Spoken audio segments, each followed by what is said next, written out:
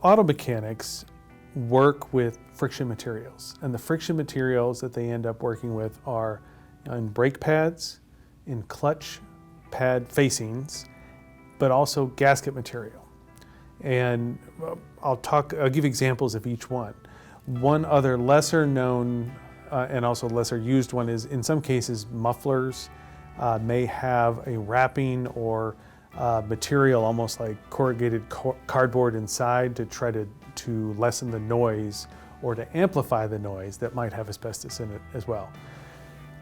So brake pads are probably the biggest source of exposure for auto mechanics, and that goes for professional ones as well as shade tree. And the reason is because the main components of a brake pad are generally carbon, asbestos, and some sort of epoxy, some sort of glue to hold it all together. And then as the brake pad, they're designed to be worn down, and as the brake pad wears down, all you have left is then carbon and asbestos. There are different types of brakes. The oldest kind would be your drum brakes. So that's going to have a circular drum that's got pads that push out against the drum to provide resistance, and that's how you stop. That's how you stop the wheels when they're turning. And obviously, the more pressure that's exerted on the drum, and the more you use it, and if you have a lead foot, like my parents always accused me of having, you're going to wear your brakes out faster. Now, what happens when you change a drum brake is you have to take the wheel off, and you have to take the cover off, and then once you get into that drum, one of the things that you're going to do if you're changing the pads is to clean it out.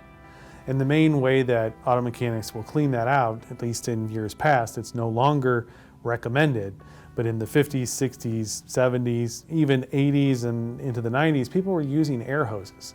So they get an air hose in there and have a highly pressurized gust of air to knock all that dust out, and it would go everywhere. So if you're working in a bay, everybody in that bay that you're working in is going to be exposed to asbestos if those were asbestos-containing brakes. If you're working outside under the proverbial shade tree, you're still going to be exposed to that because it's going to go in the air, but it might not be as intense as if you're in a closed space. Obviously, the worst exposure would be somebody working in a bay in the middle of winter when the garage bay doors are down, so they have no choice but to breathe that same air over and over again. So drum brakes were what were primarily available from the original Model T all the way up until the 70s, and then you start having the disc brakes show up, particularly with imports, but then it became available particularly on front wheels. Now disc brakes are different because they have calipers and they grab that disc in the center, so they're pinching it. So the more force that's exerted, so that same lead foot, you're going to wear those brake pads out that the calipers are pulling together. Again, the same deal. In many cases, you're cleaning that off with a rag, you're cleaning it off with an air hose, you're exposed to that asbestos. And you might think that the asbestos was removed from brake pads, but in many cases, you can order specialty brake pads today for motorcycles and for cars and for other pieces of equipment that contain asbestos even now. And they were widely used up until the mid 80s, sometimes the early 90s, and there's some very popular brands that had it up until the 2000s. Clutches are different. Clutches are going to be something that's not changed as often as brakes are, but it still involves a friction pad that contains asbestos, carbon, and epoxy. And in many cases, a clutch job, you're having to get in there and do the same thing of clean it off with an air hose, or you might sand that material in order to make sure that it fits on the clutch plate very precisely. Those are the types of exposures from friction materials. The final type of exposure for auto mechanics is engine gaskets.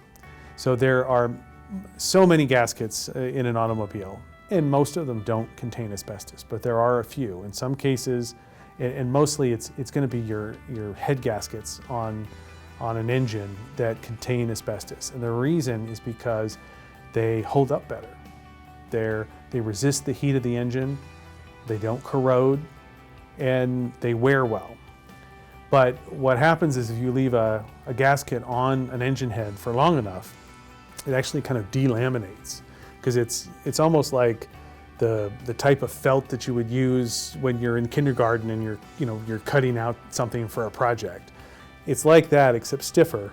And if it's actually bolted down on the flanges of the engine and the head gasket, it's going to stick to that, especially if it's been there for many years. So then when you pull the head off, you're actually going to have to remove that somehow, either by scraping, sometimes with a wire wheel, sometimes with sandpaper, although you want to be careful because you don't want to damage the flange. But the point is, you're again being exposed to asbestos, and in order to do your job, you're having to free up asbestos fibers in your immediate space and breathe those fibers. And that's what can cause cancer in an auto mechanic.